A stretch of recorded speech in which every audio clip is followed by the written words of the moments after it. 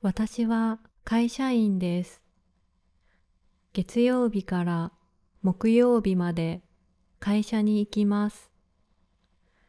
金曜日は家で仕事をします。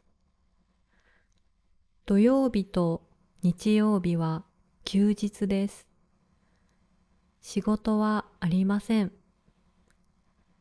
土曜日の朝は公園でジョギングをします。午後は友達とカフェに行きます。日曜日の朝は掃除をします。午後は日本語の勉強をします。私は日本語の勉強が大好きです。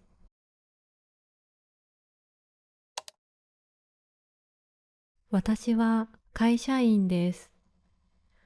月曜日から木曜日まで会社に行きます。金曜日は家で仕事をします。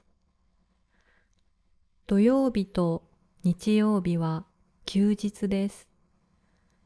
仕事はありません。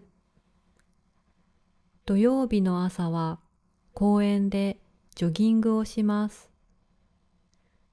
午後は友達とカフェに行きます。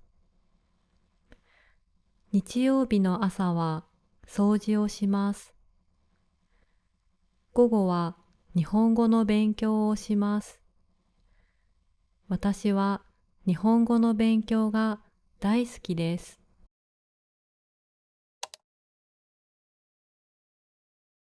この人は月曜日から木曜日までどこに行きますか？会社に行きます。